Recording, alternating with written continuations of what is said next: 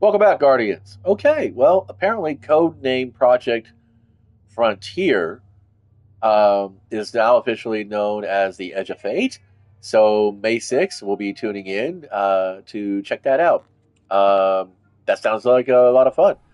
Edge of Fate, Frontier, it's kind of a thing, it kind of fits. Hopefully, this is what I think it is because I have been eagerly awaiting solo Vanguard operations, namely because I don't play with anybody else anymore. Um, oh, I hate that modifier.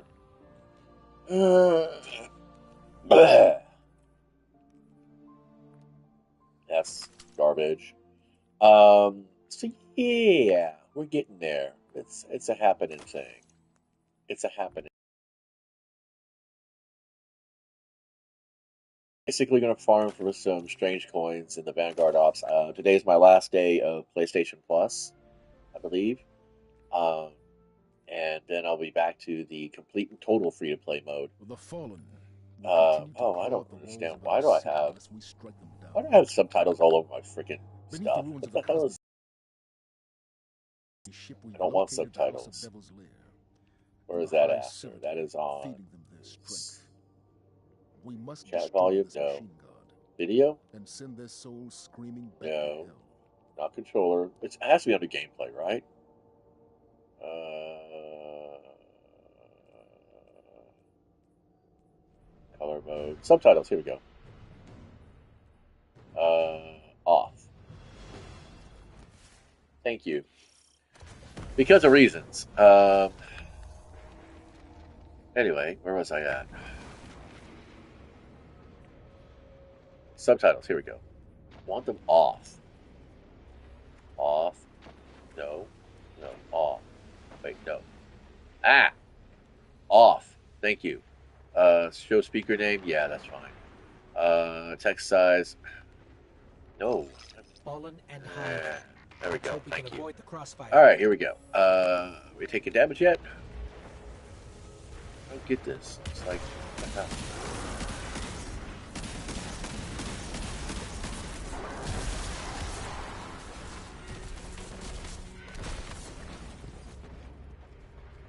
it's like really no point to form any of these. I don't get strange coins from the challenges. I get strange coins from completing these activities, so that's what I'm doing. Completing the activities. You gotta stay on target.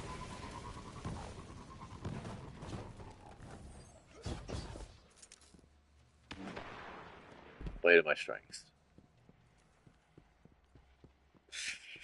So yeah, I did a show this past weekend. Ran into a couple of Destiny players. They're on Steam, and we talked at length about how Great. hard it is The to way find out a of full here is fire team to sealed. play. But this couple was like, well, they got each other, so they can play anytime they want, really. Uh, and Too complex. but Not yeah, enough both were time. also still looking forward to the whole solo ops. More importantly, because you can actually duo it too, so you don't have to actually have a third person. You don't have to be in there by yourself. So that's kind of cool. Um, it's kind of sad that that's the state of the game, but I mean, they have to understand that a lot of us came to Destiny with the expectations that there would be this opening and welcoming and robust community, as there was for many times in the initial days of the game, but not so much anymore these days. People are just tired of the content being almost always the same thing, and not much player agency left behind in that wake. I mean, it'd be like, map voting or mission voting. That'd be kind of fun. Set it up like a bounty board. I don't understand why we can't do that. I mean, we're essentially mercenaries. Even though we're supposed to be guardians of the city, we do basically pick and choose the things we want to do most times. So why can't we actually do that all the time? Especially when it comes to missions. I mean, and yeah, I mean, Bungie should take a note that if there's a particular mission that's actually more popular than all the others, uh, then they should take a look at that and say, okay, well, what makes this popular, and what can we do to make the other missions just as popular? Why not, lean into what the community wants as opposed to like everybody's using this gun, we're going to nerf it now. Or everybody's doing this to warlocks, we're going to buff warlocks against that. You know, instead of going into the adversarial aspect of things, why not lean into the positives of the fact that that's what people want? I mean, part of the reason why I ended up with my, well, here's a short story.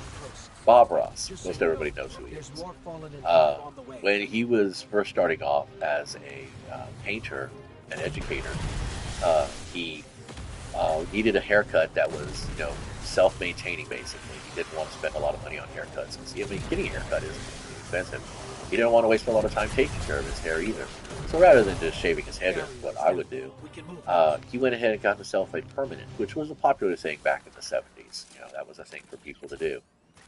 So he went in with a fashion trend and gave himself some permanent. Well, he never really actually liked it. It was a temporary situation, um, which is kind of poetic because it's a permanent. Get it?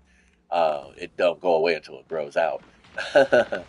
but but yeah, so he basically got trapped with that because it became part of his identity as as the painting instructor that he became. So he had to keep it all his life, and he never really wanted to. He wanted to get away from it, but that was something that got contracted in and it got locked into it. So I tell that story because I tell this other story about how when I first started off as an artist myself, um, I had a lot of genres. There's a lot of different styles and techniques that I enjoy doing.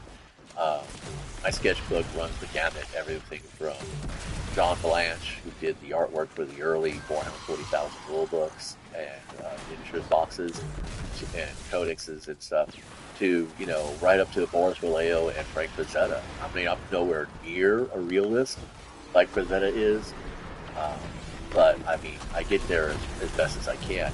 And then, of course, cartoon styles from classic Warner Brothers, Disney styles to Adventure Time, being Puppy Cat.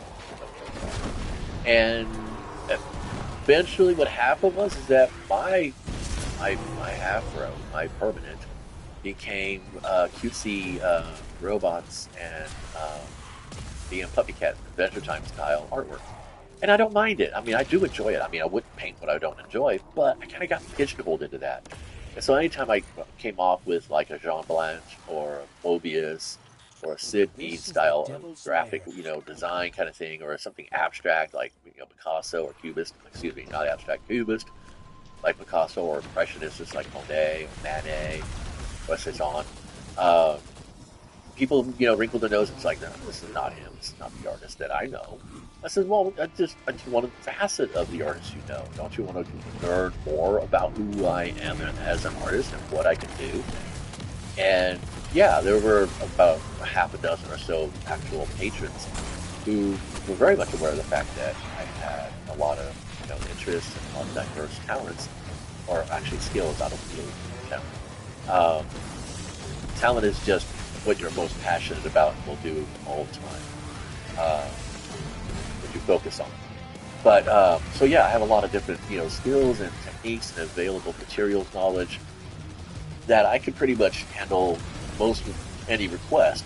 Um, I've actually had people ask me to do murals in the style of Mark Crumb, or do pinstriping like Ed Ross would do, and the weirdo drawings like Rat Wing and Mother's Worry and stuff like that. So I think that the main point I'm trying to make here is that rather than me dig my heels in and say, no, you do not get that. You get whatever I want to give you. Leading into what the customer wants is really how you're going to grow the business. And if it does turn out that, everybody wants to play Arms Dealer all the time, then, put Arms Dealer as a featured play experience that you can choose to do, and and then offer more rewards for just trying something different. And that's how you do it. You don't, because Bungie has a tendency to go full stick all the fucking time. There's very little carrot anymore, and I think that's what really drove a lot of people off. Is that instead of going into carrot and sugar cube to get players to explore and play more in the game, they went with, the punitive measures, like, if you run two accounts of the same character class, only one of them is going to benefit from any weekly activities, or the other one's just basically there as the spare. Um, and that's not really what you should be doing. You really should be allowing players to play what they want. I mean, the whole point of a video game is to have a fantasy expressed, to express a fantasy, a power fantasy, and you can't feel really powerful if your agency is constantly being undermined by, you know, weighted RNG because you might be doing too good. Who cares? The people that bitch when they're burnt out, that they've done everything and there's nothing more to do, are the ones that never really felt satisfied doing it to begin with. You can't listen to them. You can't listen to that 1.5% that's complaining that there's not enough content, everything's too easy. Because they were unhappy the moment they pressed go. The moment they hit that X or that A on their controller, or that whatever button it is on the Steam boards, uh, you gotta have to like understand that. It's kind of like when I used to have to deal with grade school bullies, from about the first grade all the way up to practically high school sophomore. I had a bully at least once a semester. There was some, and they were everything from snickering and laughing at me anytime I made a mistake to, I mean, but like pointedly, pointing it out, to full on, pushed up against the wall and punched in the gut. I was never shook down for lunch money, fortunately. I never had my comic books or trading cards taken away from me, and I was never beaten up for my tennis shoes. I am very fucking grateful for that. But a bully's a bully all the same. And yeah, it's kind of, it sucks. If you listen to your bullies, you're always their prisoner. So, Bungie, please, people start bitching about the lack of content in your game. You understand that these people were unsatisfied from the very beginning. I love this game. I love playing this game. Yeah, some of it can become a little bit monotonous and a bit, tedious. And I honestly find the hiking simulators to be something that fits in that range there. I want fast action. I want quick, snappy fucking adventures. And I'm not here for the Critical Role 3 hour, 4 hour fucking podcast. I'm here for, kill 10 rats, 30 minutes and done, kind of situation. I'm here for the comic book one shot. I'm not here for the, the sweeping 300 issue arc about somebody, dear old grandma and their inability to maintain a decent relationship because they're a superhero. That's not what I'm playing for. I'm playing for an arcade experience. I want something like Gauntlet, but with aliens and first person shooting. Is that difficult? And I don't think that's difficult to do. And I like the aesthetic. That's the thing. I love the realism in this game. Not the realism, but the aesthetic in this game is just so fucking cool. It is a lot of fun. Anyway, that's just me waffling on now. So, yeah, point is that I am going to be basically glued to Twitch for the 6th of May. Hopefully I'll be able to actually do that. Lord only knows what my schedule will ever be, actually. Perpetually on call. But that's okay. I choose that lifestyle, so it works for me. Whatever it takes. Anyway, until next time, kids, be nice, play well.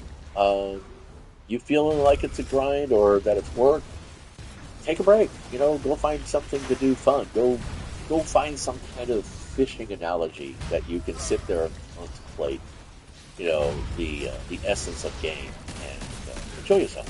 Please do, always, please.